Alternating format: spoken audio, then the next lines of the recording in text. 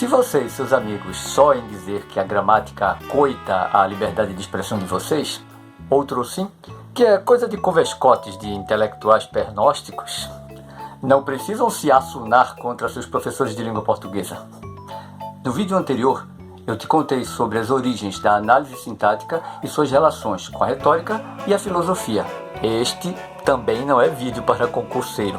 Agora, quero mostrar para vocês como a gramática estava ligada às artes liberais, ou seja, aos homens livres, portanto, quem não era escravo nem cidadão de segunda classe.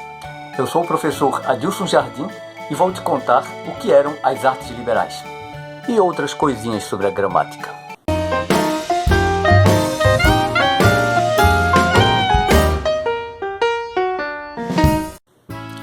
Antes de começar, quero te pedir para dar uma força ao canal, curtindo este vídeo e ativando as notificações do sininho aqui embaixo. Você já ouviu falar das artes liberais? Bom, para resumir, vou te contar uma história do outro mundo e o que a gramática tem a ver com isso. Dizem os antigos que o deus Mercúrio estava à procura de uma noiva. Daí ele encontra uma mulher mortal chamada Psique, por quem fica apaixonado. A moça já tinha todo tipo de presentes dos deuses: diadema da imortalidade de Júpiter, manto da sabedoria de Atena, o dom da profecia de Apolo, o espelho de Urânia para ver seu passado e de Afrodite os sentidos voltados para os prazeres da vida. Mercúrio precisava dar algo à amada. Pediu ao emprestado a Mnemosyne, deusa da memória, os dons do raciocínio e da imaginação.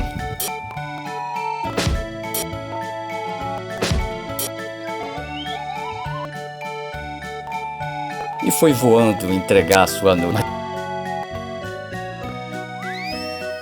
Mas a virtude contra o desiludido Mercúrio, que Psique estava destinada a Eros. Sem noiva, a memória leva de volta suas prendas. É com essa narrativa que o escritor Marciano Capella abre o seu livro, sobre o casamento da filologia com Mercúrio. Marciano nasceu no século V e é considerado o inspirador das artes liberais na escolástica medieval europeia.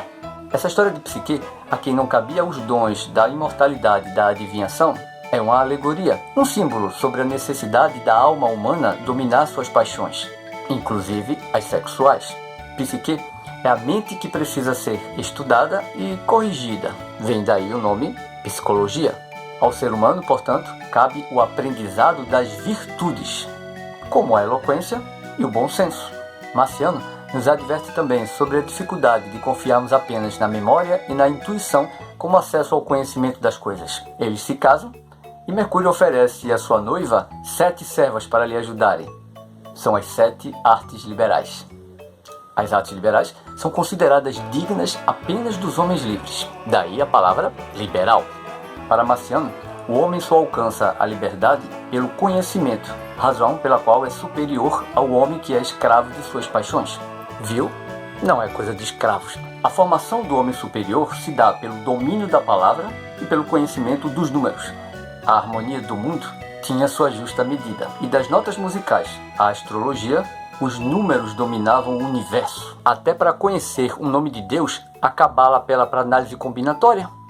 As artes liberais eram divididas em 2 grupos, o trivium e o quadrivium. O quadrivium, ou ensino superior, era composto da aritmética, da geometria, da música e da astronomia. Ao trivium cabiam os estudos da gramática, da retórica e da lógica. Daí a palavra trivial, a educação básica de hoje. Vamos falar aqui apenas do trivium, onde se encaixa a gramática. Se os estudos gramaticais estavam ligados à retórica e às artes literárias, como vimos no vídeo anterior, durante os séculos seguintes, a gramática seria ensinada apenas aos homens nobres, da realeza e dos clérigos da igreja, sendo a filosofia cristã o paradigma de sua educação. Se formos mais longe, isso vai parar no templo do rei Salomão. Além do mais, estudar as artes liberais era algo de grande prestígio, diferente das artes mecânicas, ou artes manuais, coisa de escravos e de gente de menor prestígio. As artes liberais já eram ensinadas pelos egípcios, pelos gregos e pelos romanos, que defendiam uma educação racional, longe dos adivinhos. Não era coisa para achismos. Aliás, a academia é invenção de Platão, enquanto o liceu foi inventado por Aristóteles, que foi professor de Alexandre o Grande, aquele que era filho de Angelina Jolie. Mas como matéria escolar, o ensino das artes liberais começou mesmo no século IX, na época do imperador Carlos Magno. Você sabia que a palavra escola significa descanso, pausa? Ou seja, quando não estavam trabalhando, os gregos e romanos usavam as horas livres para escolarizar, navegar nas redes sociais de sua época. Como a ociosidade improdutiva era coisa de escravos e serviçais, o homem de elite usava seu tempo livre na sua formação intelectual. O escolástico era o sujeito que empregava seu tempo livre em aprender e ensinar. Essa é outra explicação para artes liberais, atividades de homens livres. Geralmente as elites que não pegavam no pesado. Na Idade Média, escolásticos eram ofícios de padres que não queriam fazer nem medicina nem direito. A função do trivium era levar o aluno à leitura do mundo e da alma dos homens. E claro, dos textos. Um método de aprimoramento moral e intelectual. Através dos estudos da gramática, da retórica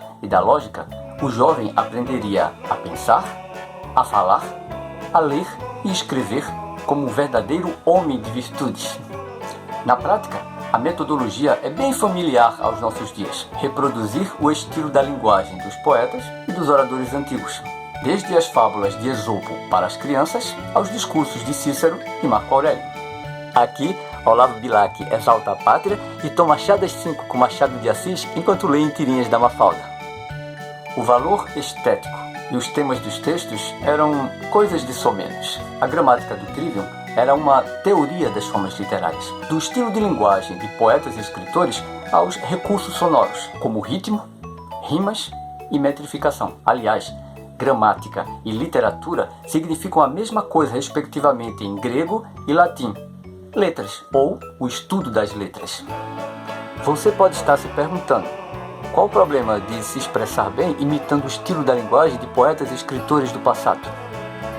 Mas hoje, para um professor de língua portuguesa e um humanista, esse é o problema. Imitação está longe de ser aprendizagem. Não existe virtude em copiar e decorar técnicas sem achar um sentido humano. Você, professor, corre risco de virar coaching.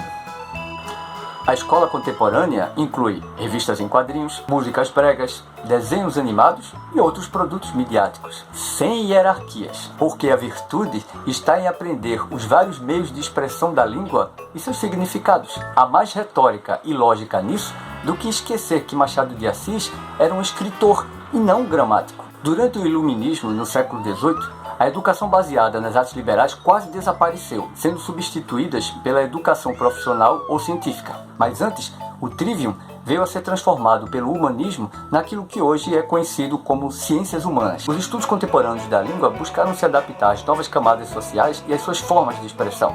Mas, na prática, a impressão que fica é que as aulas de gramática mantiveram os antigos métodos do trivium, a arte do bem falar e do escrever, como os antigos poetas e escritores. Excluída qualquer virtude. A escola parece ter se limitado à imposição de uma norma sem contexto e a noções estranhas de verdade, eficácia e correção na comunicação falada e escrita. Pior ainda, o domínio das regras gramaticais é usado como sinônimo de inteligência superior, uma deturpação pela noção definida pelos escolásticos do próprio trivium. Mas a verdade é que esse foi o início e o fim das artes liberais. Disciplinas de homens de elite, ociosos e privilegiados. Vai estudar artes liberais, menino, senão acaba fazendo artes mecânicas. Estudar é bom. Só esqueceram de dizer que entre isso e nossos jovens na escola existe uma coisinha muito relevante chamada vida. No próximo vídeo irei mostrar o destino da gramática, ou melhor, das gramáticas, e sua aplicação ou não na escola. Se você gostou deste vídeo, deixa seu comentário, segue o canal e ativa as notificações para o próximo vídeo. A gente se encontra lá.